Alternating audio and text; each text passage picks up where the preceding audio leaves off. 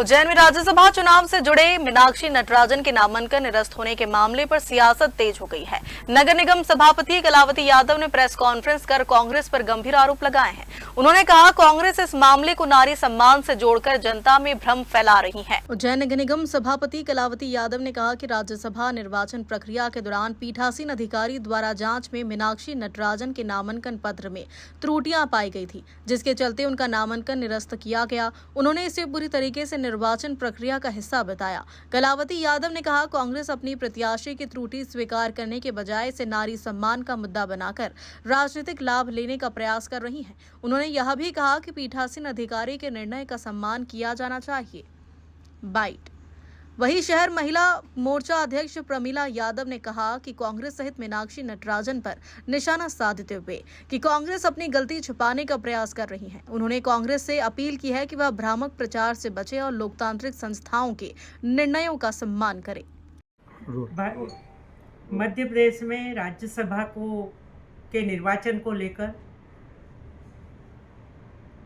तीनों प्रत्याशी के फॉर्म भरे गए थे और सुश्री मीनाक्षी नटराजन ने उनके फॉर्म में कुछ जो पीठासीन अधिकारी थे उन्होंने कुछ त्रुटि पाई, कुछ गलती पाई, तो उनका फॉर्म निरस्त हो गया। अब उनकी अपनी गलती को छुपाने के लिए कांग्रेस के जो नेता हैं, कांग्रेस के लोग हैं, वो उसको नारी सम्मान से जुड़ा हुआ मुद्दा बता रहे हैं। मैं आप सबको बताना चाहती हूँ कि त्रुटि उनकी, गलती उनकी, और नारी सम्मान के मामले में कांग्रेस की क्या इतिहास रहा है, उनके कार्यकर्ता, उनके बड़े नेता नारियों के सम्मान में कैसे कैसे शब्द समय समय पर बोले हैं, इससे हम सब अवगत हैं। और नारी के सम्मान को कौन ज़्यादा तरजीह देता है, क्योंकि भारतीय जनता पार्टी संस्कारी और नारी का सम्मान करने वाली पार्टी रही है।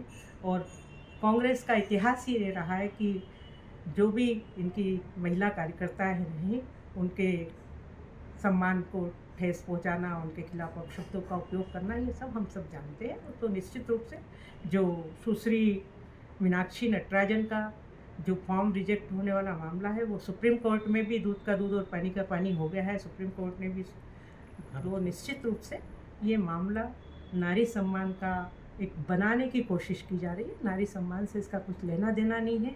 उनके द्वारा जो भी त्रुटियां की गई है, जिसके कारण फॉर्म निरस्त हुआ है, उनको अपनी गलती मानना चाहिए और इस मुद्दे को जो कि पीठासीन अधिकारी ने निर्णय दिया, उसका सम्मान रखना चाहिए और फैसले पर दूसरे को दोष नहीं देना चाहिए। यही मेरा कहना है।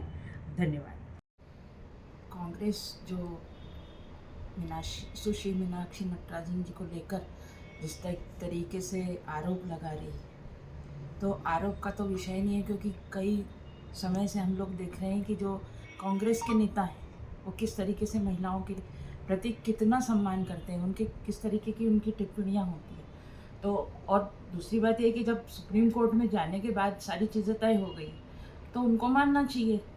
और भाजपा हमारी जो पार्टी है वो सदैव से ही मातृशक्ति का सम्मान करने वाली पार्टी है।